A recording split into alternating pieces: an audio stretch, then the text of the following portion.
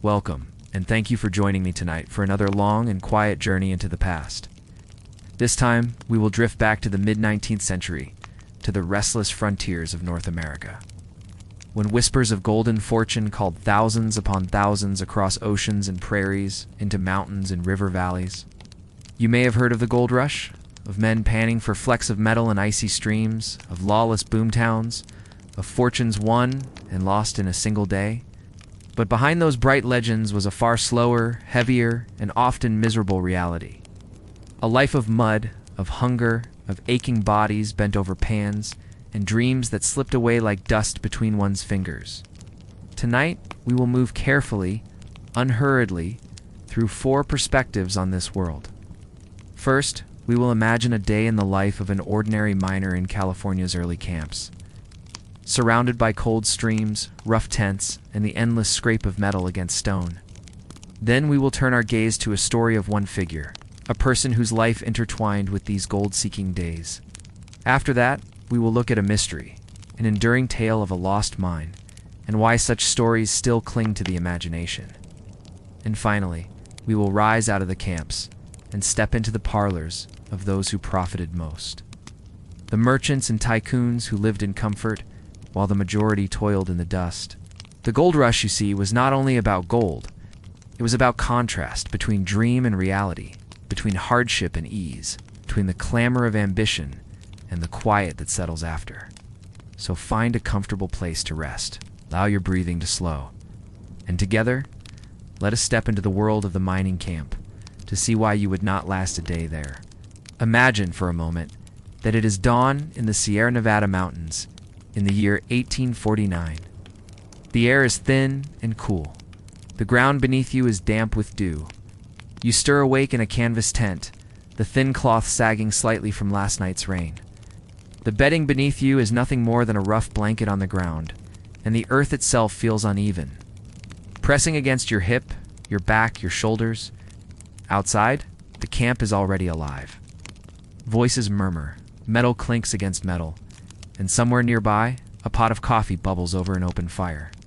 The smoke drifts slowly through the still air, mingling with the sharp, wet scent of pine trees and the faint, sour odor of unwashed clothes.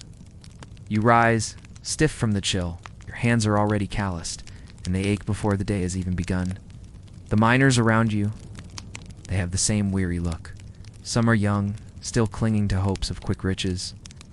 Others are older, already worn down, faces darkened by sun and fatigue. Breakfast is plain. Perhaps it is beans from a tin, or a piece of bread that has gone slightly hard, washed down with the bitterest coffee you can imagine. There is no luxury here, no fresh fruit, no sweet flavors. Just fuel for the body, taken quickly, before another long day at the creek begins. Now, you walk to the river. It is cold, always cold, even in the height of summer. You roll up your trousers, kneel on the rocks, and dip your pan into the water. The motion is repetitive, almost hypnotic, scooping gravel, swirling, washing away sand, peering into the bottom of the pan. Again and again, hour after hour. Most of the time, there is nothing. Perhaps a glimmer of mica, which shines like gold for a moment, but dissolves in disappointment when you lift it into the light. Sometimes you find a tiny fleck, so small it could be mistaken for dust, enough to make your heart beat a little quicker, but never enough to fill your pocket. Around you, the camp buzzes with similar activity. Men crouched low, shoulders hunched, hands red from the icy water. The sound of shovels scraping, pans rattling, the occasional shout of triumph when someone finds a nugget. Though such finds are rare, the hours drag on. Your back begins to ache. Your knees grow sore from kneeling on stone.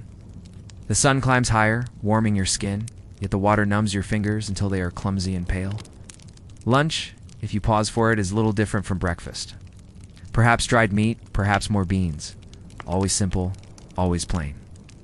In the afternoon, you continue the same motions, each pan filled with mud and gravel, each one holding the possibility of wealth, and yet almost always empty of reward. The rhythm is endless, struggle constant. As evening falls, you return to camp. Your clothes are wet, your body is sore, your stomach growls, and yet your bag remains almost as light as when you first began. Some men turn to gambling, throwing cards down on wooden crates in the hope of making fortune faster than the river allows. Others gather around the fire, telling stories of mines further north, or rumors of new strikes just across the hills. You listen, and you dream. But deep down, you know that the life of a miner is more mud than metal, more hunger than riches, more waiting than winning. And when you finally lay down once again, on that uneven ground beneath the thin canvas roof, your muscles heavy, your throat dry, and your hopes uncertain, you drift into uneasy sleep, knowing that tomorrow will be exactly the same. While most miners strained their backs and froze their hands in cold rivers, some found their fortune in a very different way. One such man was Levi Strauss, a name you likely know today, not for gold, but for the fabric of blue denim. Imagine the year is 1847. The gold rush is still only a rumor, a story carried across the seas. Levi Strauss, a young man from Bavaria, arrives in New York. He is in his early 20s, with little more than a family connection in the textile trade. For 2 years, he works in his brother's business, selling cloth, thread, and dry goods. Nothing glamorous, just the daily commerce of fabrics and small wares. But when the word spreads of California, when ships begin to fill with men chasing dreams of instant riches, Strauss sees an opportunity. Not in the rivers, but in the demand. In early 1853, he sets sail for San Francisco. The voyage itself is long and weary, months at sea around Cape Horn, where the cold winds and endless waves remind travelers that fortune is never easily reached. By the time Strauss steps onto the wooden docks of San Francisco, the city is already bursting with life. Streets are muddy, tents spill into the hillsides, and every man carries the same dream in his eyes, to find gold. But Strauss does not carry a pickaxe or a pan. He carries bolts of cloth. In those early days, miners wore through their clothing with astonishing speed. Weeks of kneeling in gravel, months of wading through water, and years of hard labor under the sun shredded wool, tore seams and left men in constant need of replacements. Ordinary trousers simply did not survive. Strauss began selling heavy canvas, the same material often used for tents or wagon covers. It was stiff, rough to the touch, but durable enough to withstand the scrape of rocks and the grind of dirt. He fashioned these into work trousers, sturdy garments with rivets at the seams, designed to hold up against strain. The miners were quick to notice, for in a world where everything wore out, tools, bodies, and hope itself, a piece of clothing that endured was as precious as gold. Over time, the canvas gave way to a softer but equally strong cotton fabric, dyed with indigo, a deep blue that hid stains and aged gracefully. And thus denim was born into the gold rush.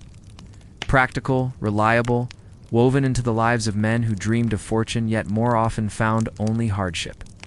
Levi Strauss did not dig in the earth, yet the earth rewarded him nonetheless. While countless miners left empty-handed, Strauss built a business that grew quietly, steadily, like a seam stitched carefully and tightly. The irony is gentle, but powerful. In the land of fleeting fortune, found wealth in the simple, enduring need for sturdy clothes. And so, when we think of the gold rush, we might picture men with pans, or gamblers in saloons, or nuggets gleaming in a lucky hand. But perhaps the more lasting image is that of a miner in blue denim trousers, bent over a stream, his hopes heavy, his clothing strong, his fortune slipping away, while the man who made his pants built an empire. Beyond the steady rhythm of pans dipping into rivers and shovels striking the earth, there were always whispers in the mining camps. Whispers of secret veins, of hidden caches, of mines so rich that one could gather gold as if it were pebbles scattered on the ground. These were not official maps or proven discoveries, but half-remembered tales, overheard conversations, and the quiet, restless dreaming of men who longed for an easier path.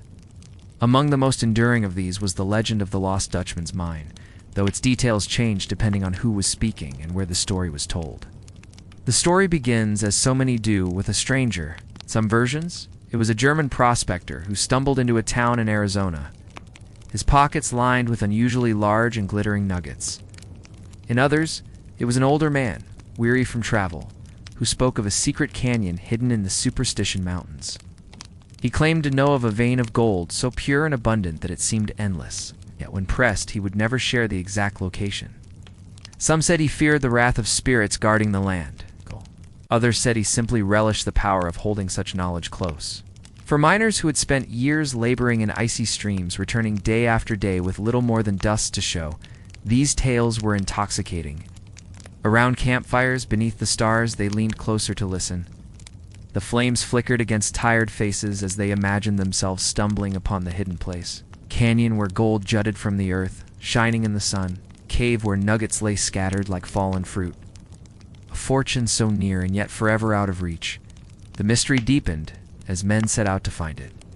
Some claimed success, returning with small samples of gold, said to be from the fabled mine. Others vanished into the mountains, never to return, their disappearance only feeding the legend further. The Superstition Mountains themselves carried an aura of unease. Their jagged peaks and shifting shadows seemed to conceal secrets, their silence heavy with possibility. For those who wandered there, every rock outcrop, every crevice, every narrow canyon might hold the answer, or might simply lead them deeper into emptiness. Even decades later, long after the first rushes had ended, the story persisted. Newspapers published accounts of expeditions. Maps were drawn, though never matching one another. Each generation seemed to discover the legend anew, chasing the promise of easy wealth. Yet, the mine was never conclusively found. Perhaps it never existed at all. Perhaps it was simply one prospector's private strike, exhausted before he could share it. But what mattered most was not the reality, but the idea. The idea that somewhere, just beyond reach, lay the treasure that could change everything. In a world of relentless toil, endless repetition, and constant disappointment, that dream was as valuable as the gold itself. The legend of the lost mine was not just about riches, it was about hope. The fragile, shimmering kind that keeps men going, even when their hands are sore, their backs bent, and their days empty of reward.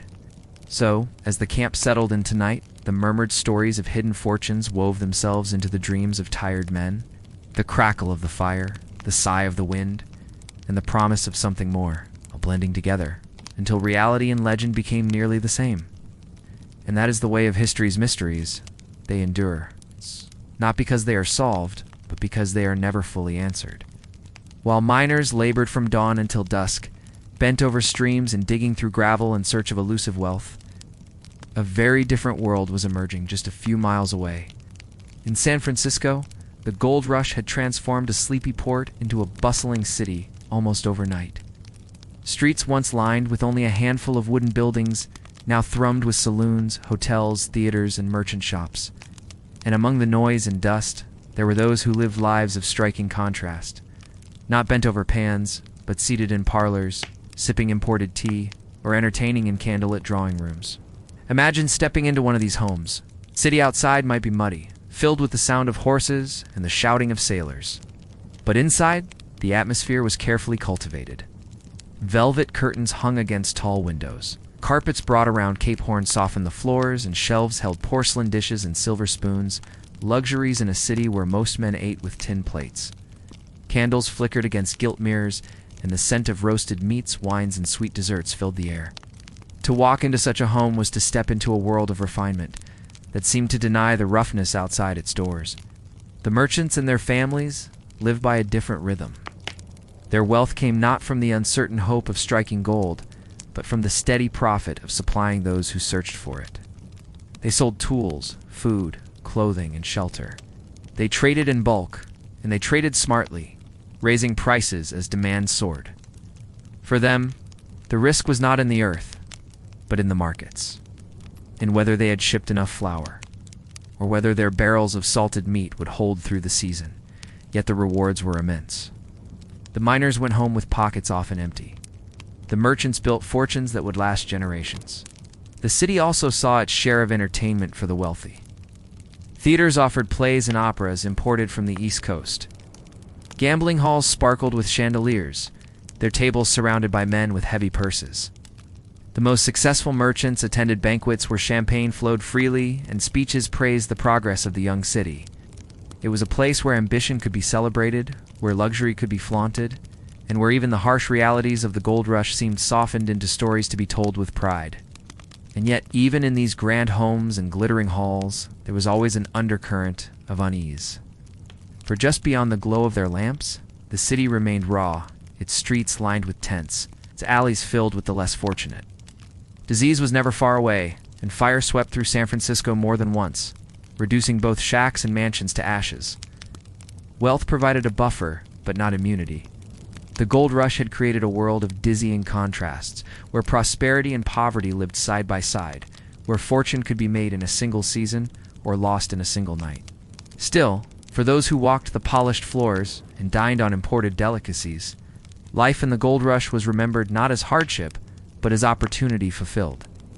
They were the ones who lived most comfortably amid a world defined by struggle, and in their stories, the gold rush was not a tale of exhaustion, but of triumph. And so, as our journey through the gold rush comes to an end, we can reflect on the contrasts it created. For most, life was a constant struggle against hunger, exhaustion, and disappointment. The camps were harsh, the rivers cold, the days repetitive. For some, like Levi Strauss, fortune lay not in the ground, but in foresight and enterprise, building success from the needs of others. Legends, like the tale of the lost mine, kept hope alive, even when reality offered little. And in San Francisco, the wealthy built lives of comfort that seemed worlds apart from the rough camps only a few miles away. History tells us that the gold rush was about more than just gold. It was about resilience, about the endurance of ordinary men and women who dreamed of a better life. It was about contrasts between wealth and poverty, between the ordinary and the extraordinary, between dreams that were realized and those that remained forever out of reach. As you rest now, think of those miners, their hands submerged in icy streams, repeating the same motions under the California sun. Think of the quiet determination of merchants who built their fortunes slowly, stitch by stitch, sail by sail. Think of the legends whispered by firelight and the velvet-draped rooms where champagne glasses clinked. The rhythm of their lives has long since faded, yet the echo remains, carried through time to us. And perhaps as you drift further into rest, you may take comfort in knowing that your life, with its quiet stability and gentle routines, is a kind of fortune all its own. No harsh camp, no desperate search, only the soft, present moment, steady and calm. The gold rush belongs to the past, but your sleep belongs to now. Rest well.